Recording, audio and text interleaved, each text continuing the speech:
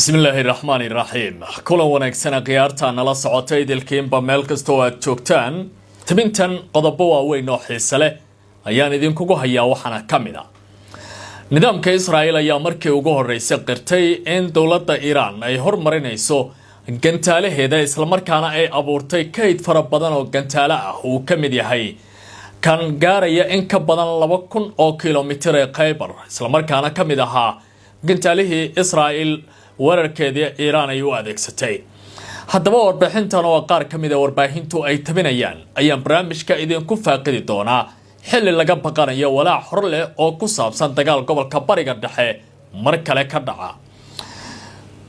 wararka ka imaanaya dalka Mareykankuna waxay sheegayaan in Trump iyo Mohammed bin Salman ay si weyn ugu dhex dagaalameen xagga afka qolkii lagu qaabilay Mohammed bin Salman kadib markii Sacuudiga uu ka biyadiiday dalab ay hor dhigtay dawladda Mareykanka haddaba dalabkaasi muxuu yahay go'aanka adag ee Mohammed bin Salman uu qaatana maxaa lagu tilmaami karayaa warbixin ayaan idinkaga hayaa oo barnaamijka ku faaqidaya khiyaaray inta waxa raaci doona oo aan idin sheegi doona Iran ayaa waxa ay ku dhawaaqday in ay ogoshahay wada hadal ay la gasho dawladda Mareykanka goordhow ayuu warbaahinta u sheegay Ali Larijani oo ninka ugu sareeya amniga qaranka ee dalkaasi Iran ahna saaxiibka gaarka ah ee Ayatollah Ali Khamenei oo ragga ugu dambeeya ee fura isla markaana xira gundimaha dawladda Iran ee xagga siyaasadda iyo amniga dawladda Imaaraadka Carabtana waxa ay si weyn uga hadashay oo ay ka jawaabtay inay hub ku daabusho wadanka Suudaan Anwar Gargash oo ah la taliyaha sare ee madaxweynaha wadankaasi Imaaraadka ayaa ku dhawaaqay in duulimaadyada kala duwan oo ay geynayeen wadanka Suudaan ay ka dhigan tahay inay ahaa gargaar kala duwan oo dadkaasi mucaawin ahaan loo siinayay khiyaartayna la socotay qodobadaas ayaan ku faaqidayaa barnaamij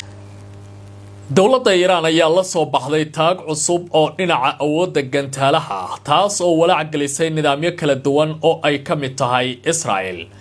hay'adda warbaahinta Israa'iil gaar ahaan dhinaca ka shaqeysa cilmi baarista amniga ayaa waxa ay tilmaantay in marka la fiiriyo dawladda Tehran maalmihii ugu dambeysay ay kor u waday kor u qaadista arrimaha gantaalaha gaar ahaan gantaalka loo yaqaan Khaybar kaas oo kamid ah kuwa ugu ballaaran oo adeegsatay dagaaladii ay la gashay nidaamkaasi Israa'iil dawladda Iran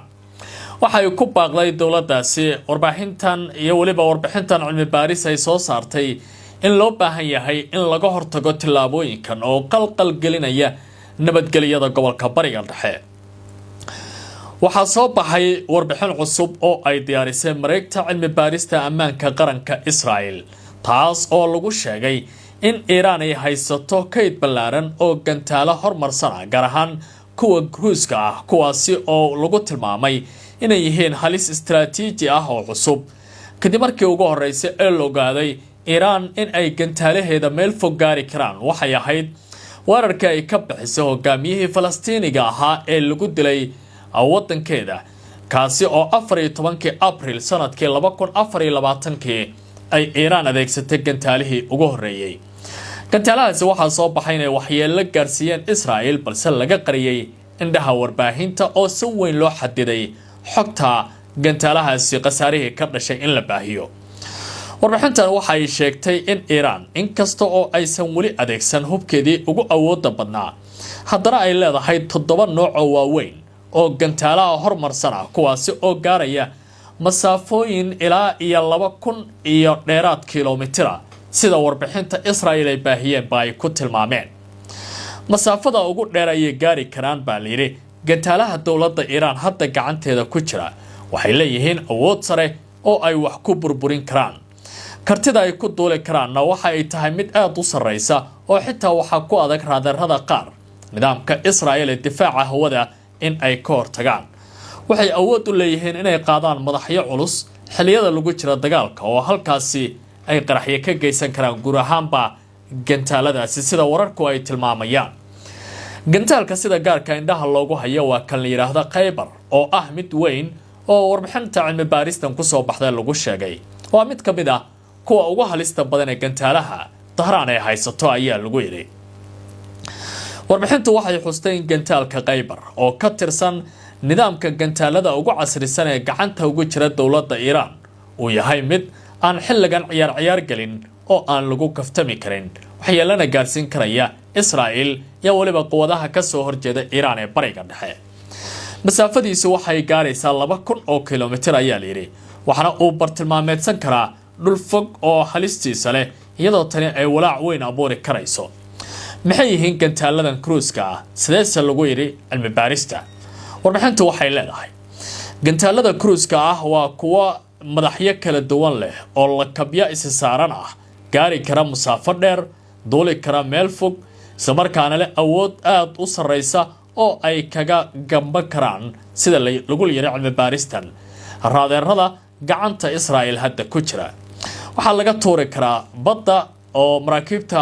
dushooda ayaa laga tuuri karaa, halka dhinaca kalena laga soo tuuri karo dhinaca dhulka oo laga hagi karo meelo fog baa lagu yiri warbixintan.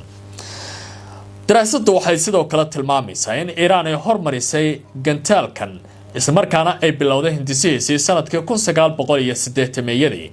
iyadoo markaa iibsatay Shiinaha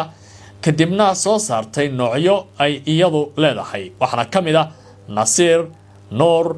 iyo waliba Khaybar iyo kuwa kale, kuwaasi oo hadda masaafadoodu aad looga walaacayo meesha ay gaarsiisan yihiin. Arrimahan marka la isku soo aadiyo waxay imanayaan xilli walaac badan laga muujinayo xaaladda gobolka bariga dhexe, isla markaana dowladda waa Iran ay dareemayso cadaadis dheer oo saaran oo markasta ay suuragal tahay in tallaabooyin military laga qaado.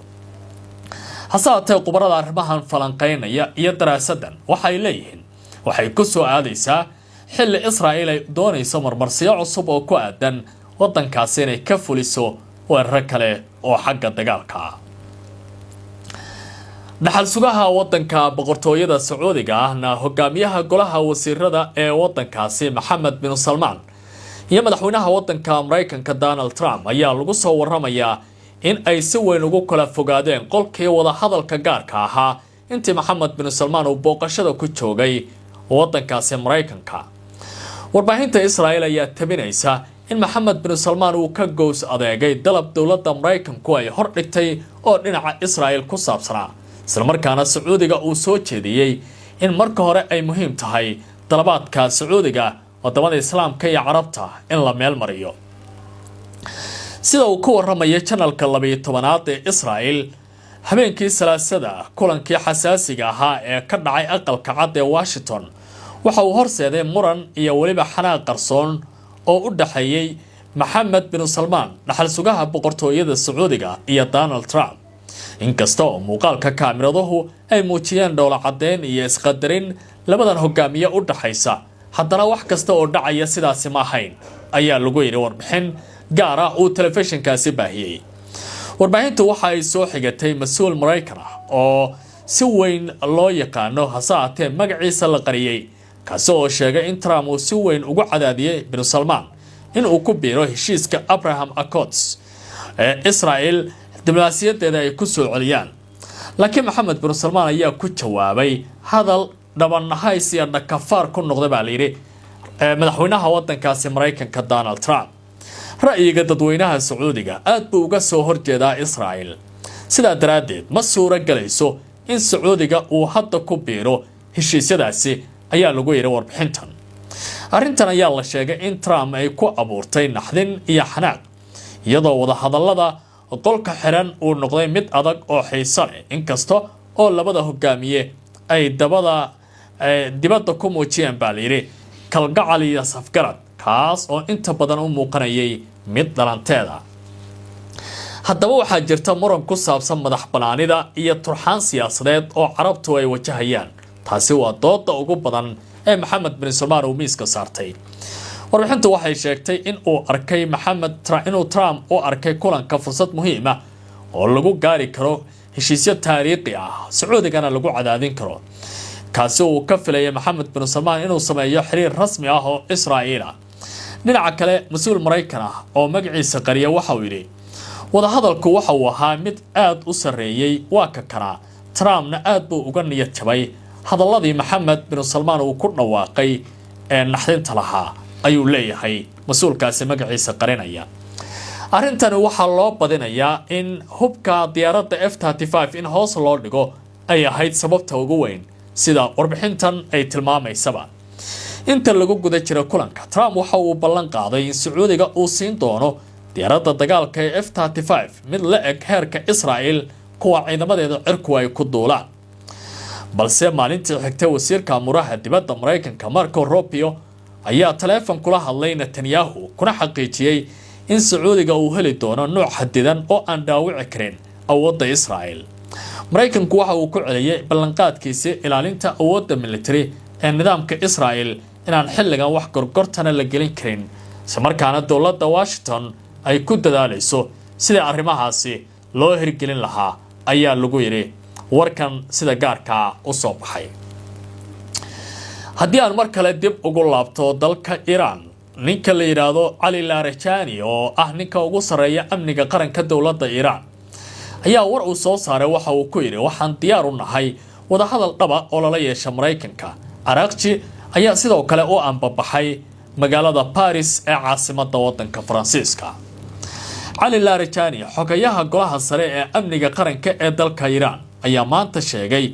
in Iran ay diyaar u tahay in ay guda gasho wada hadal dhaba oo lala yeesho Mareykanka, balse aysan aqbalayn muuqaal oo natiijadiisa hore loo sii diyaariyay iyo fowdo dalka Iran saameyn karaysa mustaqbalka. Larijani ayaa qoraal uu ku daabacay barta X ee hore loo oran jiray Twitter waxa uu ku yiri dhaliilaha habdhaqanka diblomaasiyadeed ee Mareykanka, isagoo sheegay in wax badan aan la aqbali karin. Mareykanku waxa uu isku dayayaa in uu muujiyo inuu yahay xarunta dhexe ee isbeddelka adduunka, taasi oo ah nooc ka mid ah khiyaanada nafsada uu ku sameynayo dowlado waaweyn. kulanka Larijani ee Pakistan ayaa waxa uu yahay mid kale oo calaamad su'aal gelinaya mustaqbalka gobolka Bariga Dhexe xilli xiisadu ay sii xoogaysanayso. inta uu ku sugnaa Pakistan, Larijani waxa uu la kulmay taliyaha ciidamada militariga ee waddankaasi Pakistan, General Asim Munir, waxayna ka wada hadleen iskaashiga labada dhinac, Iran iyo Pakistan, amniga awoodda gobolka iyo xaaladda siyaasadda ee isbedelada lagu xoojinayo wada shaqaynta amniga. wakaaladda wararka Tasnim ee Iran ayaa sheegtay Pakistan waxa ay leedahay muhiimad istiraatiijiyadeed oo ku aadan amniga gobolka, iskaashigeeduna waxa uu door muhiim ah ka ciyaarayaa ka hortagga qataraha wadajirka ah iyo waliba cadowga wadajirka ah ee labadan dal ay wada leeyihiin. General Munir ayaa dhankiisa bogaadiyay heerka iskaashiga labada dal, isagoo sheegay in Pakistan ay weligeed taageeri doonto nabadda iyo xasiloonida gobolka. Araghchi ayaa u socda Paris. dhinaca kale, wasiirka amuraha dibadda Iran Abbas Araghchi ayaa maanta u duulay magaalada Paris, isagoo halkaasi kula kulmi doona dhiggiisa waddanka Faransiiska. sida ay sheegtay wakaaladda wararka ama warbaahinta ISNA, Araghchi waxa uu Paris ugu dhaqaaqay baa la yiri kadib markii uu ka qayb galo shirka sanadlaha ah ee heshiiska mamnuucaya hubka kiimikada ah ee lagu qabtay magaalada The Hague ee dalkaasi Holland. isla wararka sii soconaya haddii aan fiiriyana, dowladda Imaaraadka Carabta ayaa ka gelgelatay mid ka mid ah dhaleecayn diblomaasiyadeed oo waayadii ugu dambeysay ay wajahaysay iyo fadeexooyin dagaal oo lagu geystay xasuuq ka dhana aadanaha. Anwar Gargash oo ah ninka la taliyaha u ah Maxamed bin Saayid waa madaxweynaha dowladda Imaaraadka iyo amiirka waddankaasi, waxa uu leeyahay dowladdeenu sida loo eedeynayo wax badan uma jiraan. isagoo la hadlaya telefishinka reer Mareykan ee CNN, Imaaraadku waxa uu ahaa buu yiri mid ka mid ah kuwa ugu cad mowqifkiisa, mana aanu u dirin buu yiri wax huba dhinacyada ku loolamaya Suudaan tan iyo bilowgii dagaalka. waxa uu sheegay 162 duulimaad oo dalkiisa uu ka sameeyay diyaaradaha u soconaya waddanka Suudaan in dhammaantood ay sideen gargaar bini'aadanimo, saacadii aysan ku lug yeelan wax dagaal ah. Imaaraadka ayaa wajahaya fadeexooyin waaweyn, iyadoo la sheegay in calooshood shaqaystayaal Colombiana uu ku daabulayo waddankaasi, isla markaana uu garab siinayo kooxda RSF ee ka fallaagowday qaranka waddankaasi Suudaan. hase haatee fadeexadu waxay sii korortay markii Al-Fashir oo xarun u ah gobolka Darfur ay ka dhaceen tacadiyo iyo dhibaatooyin aadane oo aad u ballaaran